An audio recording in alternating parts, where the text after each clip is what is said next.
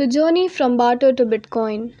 Money is currently defined as a medium of exchange in the form of coins and banknotes. But it wasn't always defined as such. Money has been a part of human history for over 3,000 years. Over time, it has manifested itself in a variety of ways. In this video, let's take a look into the history of money and determine how exactly did it evolve through the course of time, from barter to Bitcoin. Before we get into the specifications of how it all started, let us first try to define the exact functions of money. What purpose does it intend to serve? The first and foremost utility of money arises out of a central need of human interaction exchange. An individual cannot produce by himself all that he needs for sustenance, and banks upon many others for the provision of his wants. This implies an unavoidable degree of interdependence, which in turn implies the need for exchange. For uniformity in this process of exchange, there needs to be a mutually accepted medium of exchange. That is, where the concept of money comes in. In the current world, there are numerous currencies for different administrative sections of the world. A rupee in India is a commonly accepted medium of exchange here. A dollar is its counterpart in the United States of America. But they all serve a single purpose, that is, to be a medium of exchange. Money is also a measure of value. It serves as a unit of account, as in, it measures the value of every good and service in a predefined monetary unit. This standardizes the process of purchase in all domestic markets. For the international markets as well, there exist well-constructed rates of exchange from one currency to other to facilitate the globalization process. It is also a store and transfer of value and makes a possibility of low-risk saving for the future a reality.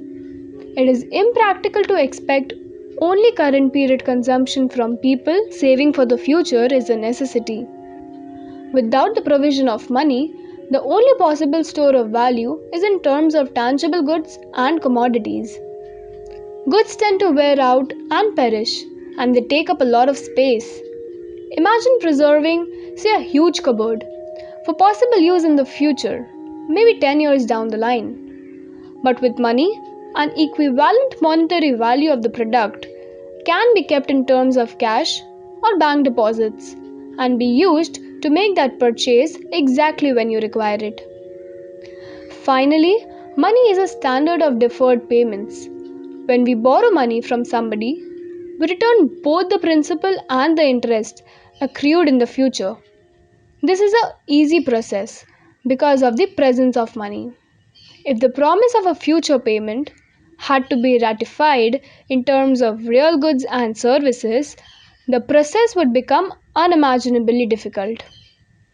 Now that we have outlined the primary functions of money in the modern world, let's delve deep into the various forms it has taken throughout history and analyze which of these functions were they able to serve and the ones they couldn't.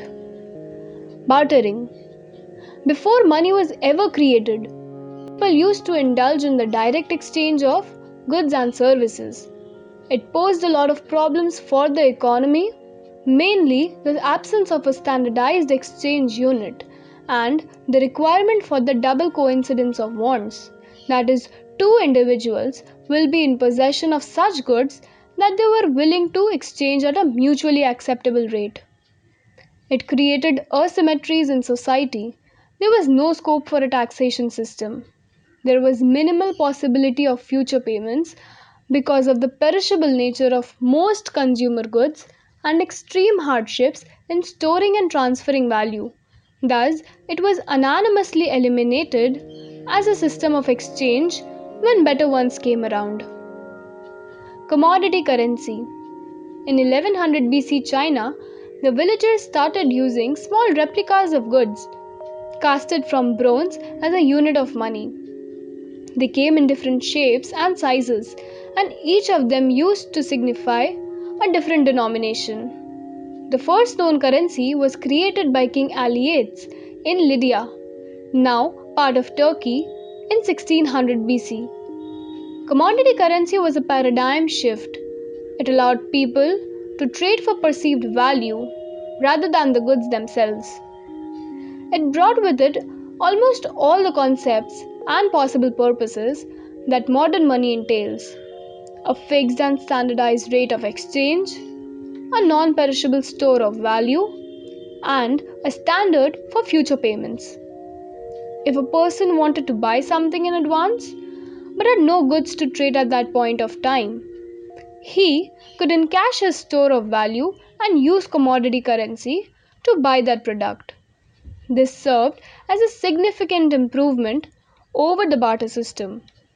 Commodity money found exposure via gold and bronze currency in the kingdoms of plenty of medieval Indian rulers, even till the very end of the rule of the Delhi Sultanate.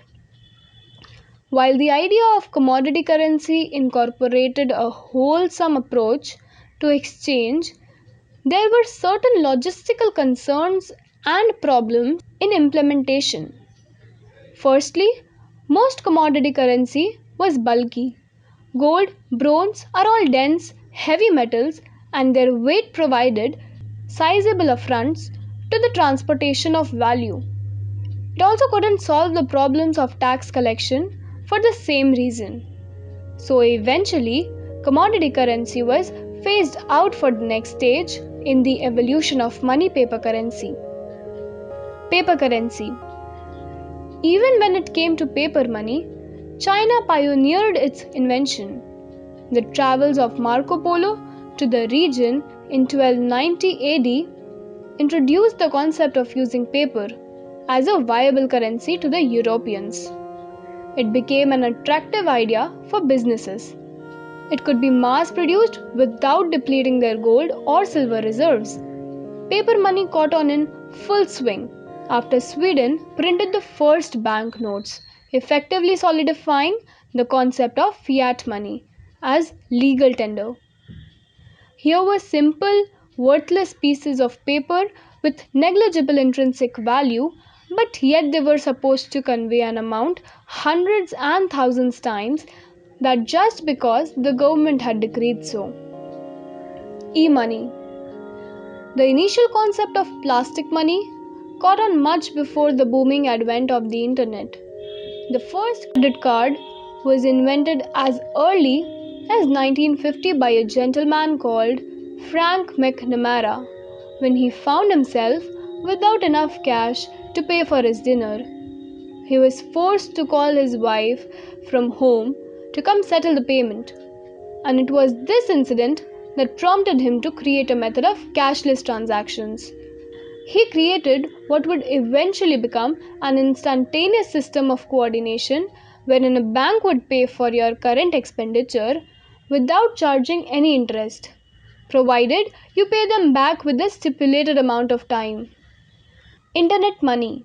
Like many other things, the internet transformed the entire landscape of currency. Internet banking was introduced in the 1990s, which made it possible to transfer huge sums of money all around the world simply by the click of a button. Over the course of time, the system strives towards perfection every passing day. In 2019, we see a slew of secure payment gateways, unprecedented security, and insurance against loss of value and ever increasing ease of transactions. Bitcoins and cryptocurrencies.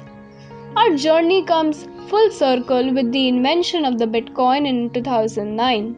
Digital, decentralized, flexible, and secure. The birth of programmable money gave us control of our currency in ways never imagined before. With the formalization of the blockchain industry in 2016, the possibilities in the sector of cryptocurrency are endless and unpredictable. Over the span of 3,000 years, money and means of trading have changed beyond recognition. From a day where the primitive man used to pay for some good with another good, to the present day, where transactions worth millions are done via the click of a button. We have come a long way, and with technological advancements gaining precedence by the day, we are continuously evolving into something better. The journey of money might have come full circle, but it is far from complete.